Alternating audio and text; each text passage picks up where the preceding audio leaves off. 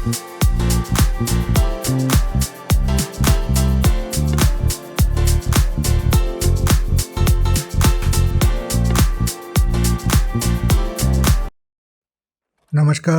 ये है असीम आर्यवर्त। मैं गौरव आपका स्वागत करता हूँ। और बात ऐसी है कि सुप्रीम कोर्ट की तरफ से एक निर्णय दिया गया है जिसको ऐतिहासिक कहा जा रहा है। तो ये इलेक्टोरल बॉन्ड के रूप में है, जो शायद 2017 में लागू हुआ था, सरकार के द्वारा लाया गया था। और इलेक्टोरल बॉन्ड जनरली होता है कि किसी भी पार्टी को अगर डोनेशंस देने होते हैं तो वो एसबीआई बैंक वो इशू करती है इलेक्टोरल बॉन्ड, और उसको परचेज करके आप जो जिस पार्टी को डोनेट करना चाहें उनका नाम दे सकते हैं।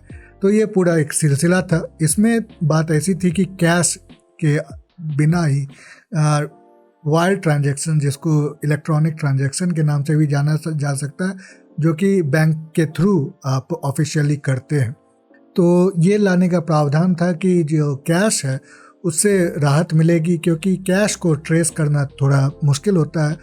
लेकिन सुप्रीम कोर्ट के द्वारा ये निर्णय दिया, ये बॉन्ड ट्रांसपेरेंसी, पारदर्शिता नहीं रखता है, और इसके अलावा ये अनकॉन्स्टिट्यूशनल, असंवैधानिक भी है। ये सुप्रीम कोर्ट के द्वारा निर्णय दिया गया है। तो हम इसके और भी पहलू को देखेंगे। एक पहलू तो यही है कि भ्रष्टाचार पे रोक लगाने के लिए सुप्रीम कोर्ट का ये एक ऐतिहासिक फैसला है।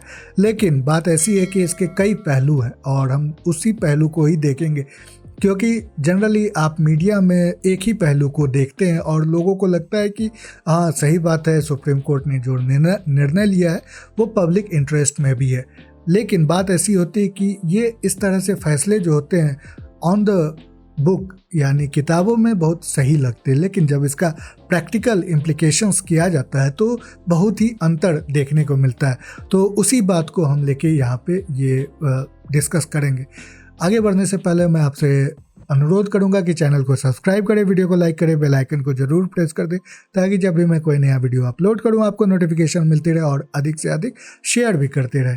तो चलिए और इसको थोड़ा डिटेल में देखते हैं। सबसे पहले जो न्यूज़ है उसी को देख लेते हैं। तो यहाँ पे आप देख सकते हैं कि ये न्यूज़ निकल के आई है कि supreme court strike down electoral bond schemes as unconstitutional, असंवैधानिक।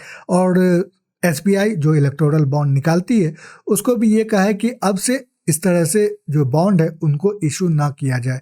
और इलेक्शन कमीशन को भी ये कहा गया है कि पूरी डिटेल दी जाए, डोनर कौन है और रेसिपिएंट कौन है, यानी कौन कौन लोग हैं जो डोनेट कर रहे हैं और किन पार्टियों को ये डोनेशंस मिल रहे हैं और कितने मिल रहे हैं। इन सभी की बातें जो है वो जग जाहिर किया जाए, पब्लिक के सामने लाया जाए। तो इसमें जो सुप्रीम कोर्ट के द्वारा बताया गया इसको अनकॉन्स्टिट्यूशनल क्यों करार दिया गया है, तो ये आर्टिकल 19 इसको वायलेट करता है। तो इसके बारे में हम थोड़ा और डिटेल में आगे बढ़ के बताएंगे, लेकिन असंवैधानिक करार देने का मतलब यही है कि आर्टिकल 19 को वायलेट करता है। दूसरी बात है कि जहाँ तक भ्रष्टाचार की बात है तो यहाँ पे फाइनेंसिंग पार्टी में cause quid pro quo, supreme court strikes down electoral bonds. तो क्विड प्रो क्वो जहाँ तक बात है, इसका मतलब होता है कि आपने किसी के लिए कुछ किया है तो वो बाद में आपके लिए कुछ करेगा, ये अपेक्षा रहती है। तो इस वजह से मान लेते हैं कि कोई बड़ा बिजनेसमैन है, वो अपने तहत अपने हित के लिए कुछ पार्टियों को बड़े पैसे दे रहा है, ताकि पार्टियां जब सरकार बनाएंगी तो उनके लिए उस तरह से फैसले लेगी। तो इसको क्विड प्रो क्वो कहा जाता है, जो कि एक तरह से घूस कहलाया जाएगा। ये भ्रष्टाचार का यहाँ पे बात की है सुप्रीम कोर्ट ने। तो यहाँ पे लेकिन उन्होंने कहा मे काउज, हो सकता है, ये सुप्रीम कोर्ट की राय है। अब बात आती है कि जो आर्टिकल 19 की बात की गई जिसके कारण ये असंवैधानिक है, तो वो इसीलिए है कि पहले आर्टिकल 19 क्या है। तो आर्टिकल 19(1)(a) जो है वो बेसिकली समस्त नागरिकों को संविधान द्वारा अधिकार प्राप्त है कि वो अपने विचारों को किसी भी तरह से व्यक्त कर सकते हैं, पूरी खुली आज़ादी उनको है, चाहे वो बोलने की बात हो या किसी और तरीके से वो अपने विचार को प्रेजेंट करना चाहे बिग बुक्स के तहत हो, आर्टिकल्स के तहत हो, न्यूज़पेपर के जो भी कॉलम्स हैं उनके तहत हो, किसी भी तरह से सिनेमा, मूवीज़, शोज़, यूट्यूब, हर तरह से उनको ये अपने विचार व्यक्त करने की पूरी स्वतंत्रता है। उसी में एक और बात आती है जो कि जर्नलिज्म पत्रकारिता को भी उसी के अंतर्गत लाया गया है। तो इसमें ये बात है कि आरटीआई जो है वो इसी केस में पिटिशन जो थे वो आरटीआई को लेके ही था, यानी राइट टू इन्फॉर्मेशन, जो इसी का एक स्वरूप है आर्टिकल 19 का ही। तो उसमें बात है कि पब्लिक को ये अधिकार है कि सरकार द्वारा कैसे भी पॉलिसीज बनाई जाती है, जो भी पॉलिसीज होती है वो पब्लिक के सामने लाया जा सके। अगर कोई सरकार से ये प्रश्न पूछता है तो सरकार इसके जवाबदेही होगी, वो उनको उत्तर देगी। तो इसमें पहले इलेक्टोरल बॉन्ड नहीं आते थे, जो भी डोनर है उनके नाम नहीं आते थे इस आरटीआई के अंतर्गत। तो इसी वजह से इसको जो है सुप्रीम कोर्ट में केस किया गया। अब यहाँ पे अगर देखें तो इलेक्टोरल बॉन्ड से फ़ायदा किसको हो रहा है, तो अभी के लगभग सभी न्यूज़ चैनल्स या सभी न्यूज़ में ये आपको दिखेगा बड़े बड़े अक्षरों में कि BJP gainer from electoral bond. तो अगर इस चार्ट को देखें, यहाँ पे चार्ट है 2018 से 2023 तक जो सबसे बड़े इलेक्टोरल बॉन्ड के जिन्होंने एक्सेप्ट किया है वो है बीजेपी। सबसे ज़्यादा बीजेपी को मिले 56.5%, यानी 50% से भी अधिक। और बाकी 50% में जितने भी बचे उनमें बाकी पार्टियों को ये इलेक्टोरल बॉन्ड से कमाई हुई है। तो यहाँ पे एक बात देखने वाली है। पहली बात है बीजेपी इतनी ज़्यादा इनको क्यों मिल रहे हैं। एक तो बात है कि ये सरकार में है, दूसरी बात है कि बीजेपी जो है वो पूरे भारत में चुनाव लड़ती है, और भारत में अभी के समय जो चुनाव इलेक्शन कमीशन है उनके द्वारा ये कथन दिया जाता है कि अभी भारत के मात्र 2 नेशनल पार्टीज हैं। मतलब पूरे भारत के रूप में अब कॉन्टेक्स्ट में देखा जाए तो मात्र 2 ही पार्टी है, एक बीजेपी और एक कांग्रेस। और इसका कारण ये है कि कुछ स्टैंडर्ड होते हैं, अगर उससे ज़्यादा मान लें कि ज़्यादा सीट हो या अधिक राज्यों में सरकारें हों तो उस वजह से उनको ये अधिकार प्राप्त होता है कि नेशनल पार्टी के रूप में उनको पहचान मिले। कम्युनिस्ट पार्टी भी थी लेकिन फिर वो हट गई, तो अभी मात्र 2 ही पार्टी। अब यहाँ पे एक बहुत ही इंटरेस्टिंग बात ये देखने की है, बीजेपी क्योंकि पूरे भारत में वो हर तरह से चुनाव लड़ते हैं, चाहे वो तमिलनाडु में लड़े, केरला में लड़े, वेस्ट बंगाल में लड़े, त्रिपुरा में लड़े, मणिपुर में लड़े, जम्मू कश्मीर में लड़े, झारखंड, राजस्थान, हर तरफ वो चुनाव लड़ती हैं। तो उनको पैसों की ज़रूरत आवश्यकता होती ही है, जो मैं आपको आगे बताऊंगा। यहाँ इंटरेस्टिंग क्या बात है, तो एक तो टीएमसी जो है और आईएनसी इनके लगभग बराबर के इलेक्टोरल बॉन्ड मिल रहे हैं। टीएमसी मात्र एक राज्य में है, ये बात देखने वाली है। कांग्रेस पूरे भारत में कह सकते हैं, लेकिन बीजेपी की तरह हर राज्य में तो चुनाव लड़ती नहीं। जैसे तमिलनाडु में वो नॉन एग्जिस्टिंग है, यूपी में नॉन एग्जिस्टिंग है, उसी तरह बिहार में नॉन एग्जिस्टिंग है, बंगाल में नॉन एग्जिस्टिंग है। तो इस तरह से उन सारे राज्यों में उनका कोई खास पहुंच भी नहीं है और वो कैंपेन भी उस तरह नहीं करते हैं। उड़ीसा में भी नहीं है। लेकिन टीएमसी मात्र एक राज्य में होते भी उनको उतना ही मिल रहा है जितना कांग्रेस को मिल रहा है। तो ये बड़ी बात है। बीजेपी का ऑपरेशन बड़ा है तो ज़रूरी है कि उनको ज़्यादा वो मिल सकते हैं, लेकिन टीएमसी तो मात्र एक राज्य में है, उनको इतना कैसे मिल रहा है जो कि एक नेशनल पार्टी कांग्रेस को मिल रहा है। ये समझने वाली बात है। तो एक बात ये हो गई। अब ये देखें कि इलेक्टोरल बॉन्ड का अगर इतिहास में जाएं तो ज़्यादा पुराना इतिहास नहीं है, क्योंकि कुछ ही साल पहले ही इनको लागू किया गया है। अरुण जेटली जो इनके बहुत ही बड़े प्रवक्ता थे इलेक्टोरल बॉन्ड को इंट्रोड्यूस करने में भी, और इनके लिए जो भी बातें कहनी है वो अरुण जेटली द्वारा कही गई थी। तो बात ऐसी है कि स्वर्गीय अरुण जेटली उन्होंने कहा था कि ये तो यूपीए के समय से ही बात चल रही थी इस पे। यहाँ पे आप देख सकते हैं कि 2010 में प्रणब मुखर्जी द्वारा इसको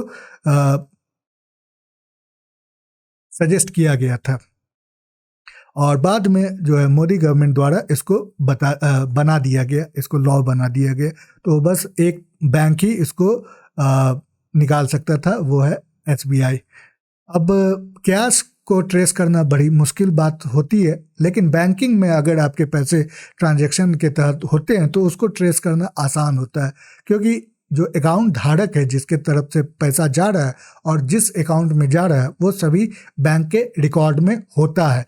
तो इसीलिए अगर इनकम टैक्स को ये लगे कि कहीं गड़बड़ी चल रही है, कोई मनी लॉन्ड्रिंग हो रही है, ईडी कोई ऐसा पता चले, तो वो आराम से इस पूरे मनी को ट्रेस कर सकते हैं। कैश में ये प्रॉब्लम हो सकती है क्योंकि कोई भी कहीं से भी कैश निकाल के जा सकता है, तो इस वजह से उसको ट्रेस करना मुश्किल होता है। तो इसीलिए इलेक्टोरल जो बॉन्ड है उसको निकालने का यही उद्देश्य था।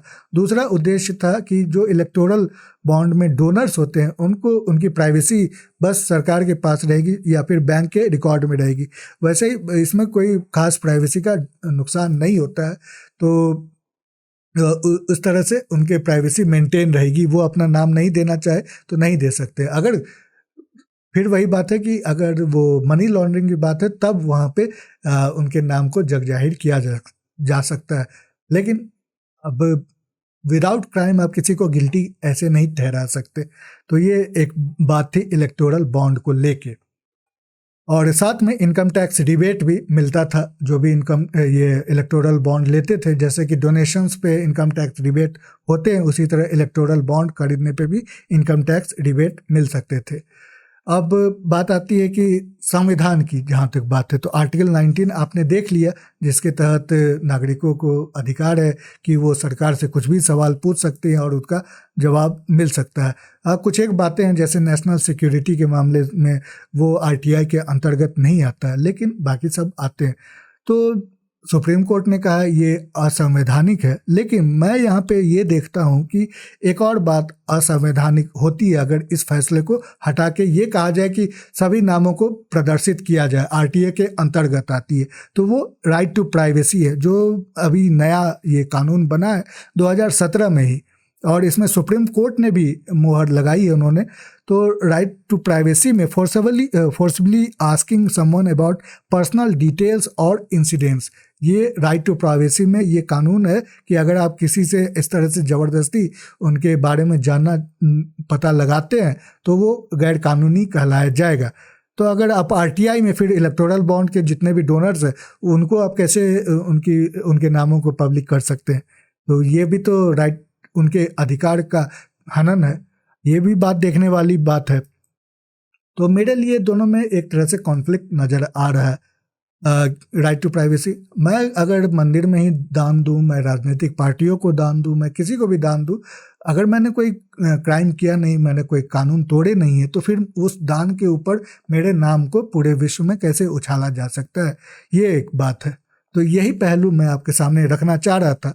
मान लेते हैं अगर एक जो बीजेपी का सपोर्टर है वो बंगाल से डोनेशन दे रहा है, उसके नाम बाहर निकल के आ गए। आपको पता ही है कि अभी टीएमसी किस तरह से बंगाल पे राज कर रही है, किस आयरन फिस्ट के साथ वो वहाँ पे डंडे बरसा रही है, कितने बीजेपी के कार्यकर्ता जो है उनको मार दिया गया है टीएमसी की सरकार द्वारा या टीएमसी की कैडर द्वारा। ये सब चल रहा है। अगर उनको मालूम पड़ गया कि इस बड़े व्यक्ति ने, जो कोई बिजनेसमैन है, कोई कॉरपोरेट जगत का मालिक है, उसने डोनेशन दिया है बीजेपी को, तो आप समझ सकते हैं कि उसके साथ क्या हाल हो सकता है। तो यही बात है, इसीलिए प्राइवेसी इतनी ज़्यादा इम्पॉर्टेंट, इतनी अधिक इम्पॉर्टेंट है। हर चीज़ में प्राइवेसी होना बहुत ही आवश्यक बात है। तो ये एक संदर्भ था जो मैं आपके सामने रखना चाह रहा था। और जहाँ तक सुप्रीम कोर्ट की बात है, सबने तो बोल दिया, सबने इनकी तारीफ़ें कर दी, बहुत अच्छा फैसला, बहुत अच्छा फैसला। लेकिन अगर ये इतने ही अधिक अपने इस तरह से लोगों के जागरूकता को रखना चाहते हैं, सरकार को जवाबदेह बनाना चाहते हैं, अकाउंटेबल बनाना चाहते हैं, तो वो अपने आप को कब अकाउंटेबल बनाएंगे? तो यहाँ पे आप देख सकते हैं कि सुप्रीम कोर्ट सरकार द्वारा ये फैसला लिया जाना है कि जजेस उनको अपने एसेट्स, जो भी उनकी संपत्ति है, उसको भी पब्लिक के परव्यू में लाना पड़ेगा, क्योंकि अभी तक जो कानून है उसके तहत, और ये सुप्रीम कोर्ट ने अपने आप से ही कानून बनाया है। यहाँ पे आप देख सकते हैं कि supreme court has gone to the extent of holding that the public has a right to know the assets of standing of election as MPs और एमएलएज। तो जो पब्लिक में नेता बनते हैं, जो चुनाव लड़ते हैं, वो अपने एसेट्स, अपनी संपत्ति उनको बताना पड़ता है इलेक्शन कमीशंस को, और आरटीआई के तहत वो पूरे पब्लिक को भी पता चलता है। लेकिन यही बात जो सुप्रीम कोर्ट के जजेस हैं, उन्होंने कहा है कि हम ऐसा नहीं बताएंगे। जजेस are not bound to declare their assets. तो एक तरह से ये डबल जो है वो स्टैंडर्ड देखने में आता है। जब अपने पे बात आती है तो फिर जो जनता है वो नहीं ध्यान में आती, जनता के अधिकार ध्यान में नहीं आता, आर्टिकल 19 ध्यान में नहीं आता। लेकिन बाकी सभी चीज़ों में वैसे तो गवर्नमेंट, सरकारें जो होती है वो तो अकाउंटेबल होती ही है। हर इलेक्शन में पब्लिक को पूरा अधिकार होता है कि वो सरकार को चुने ना चुने। अगर सरकार गलत काम करती है, खराब काम करती है, भ्रष्टाचारी है, तो पब्लिक उनको वोट के तहत हटा सकती है। लेकिन ये बात सुप्रीम कोर्ट पे लागू नहीं होती, उनकी अकाउंटेबिलिटी देखने को नहीं मिलती, और उनके इस तरह के कुछ ऐसे भी निर्णय होते हैं जो पब्लिक के लिए बहुत ही घातक साबित होते हैं, लेकिन कभी जो है सुप्रीम कोर्ट पे कोई क्वेश्चंस नहीं आता है। अब आप देख सकते हैं यहाँ पे कि सुप्रीम कोर्ट ने जो है हल्द्वानी में अभी जो भी दंगे फसाद हुए हैं, उसमें क्या एक सुप्रीम कोर्ट का भी एक महत्व है। सुप्रीम वहाँ पे जो उच्च न्यायालय है उत्तराखंड का, उन्होंने आदेश दिया था कि जो इलीगल तरीके से रहने वाले लोग थे उनको वहाँ से हटा दिया जाएगा, और सुप्रीम कोर्ट ने फिर इस उत्तराखंड के उच्च न्यायालय का फैसला पे रोक लगा दी थी, और उसके कारण अभी तक वहाँ पे लोग बसे हुए थे और दंगे फसाद में यही लोग शामिल थे। तो जो निर्णय था उसका आप देख सकते हैं कि क्या एक रूप निकला है। तो यहाँ पे वही बात निकल के सामने आती है, हर निर्णय सुप्रीम कोर्ट का जरूरी नहीं है कि वो नागरिक हित में हो या वो प्रैक्टिकल भी हो। तो ये बात मैं आपके सामने रखना चाह रहा था। आप अपने विचार मेरे कमेंट सेक्शन में मुझे ज़रूर बताएं, क्या ये सही फैसला था या अभी आपके पास एक नया परिप्रेक्ष्य मिल चुका है, एक नया पहलू मिला है। तो मेरे साथ फेसबुक और ट्विटर पे आप कन्वर्सेशन भी कर सकते हैं, बातचीत करते हुए आप बता सकते हैं। फिर से अनुरोध रहेगा कि चैनल को सब्सक्राइब करें, वीडियो को लाइक करें, बेल आइकन को जरूर प्रेस कर दें, ताकि जब भी मैं कोई नया वीडियो अपलोड करूं आपको नोटिफिकेशन मिलती रहे, और अधिक से अधिक शेयर भी करते रहे। अभी के लिए चलते हैं, नमस्ते, जय हिंद।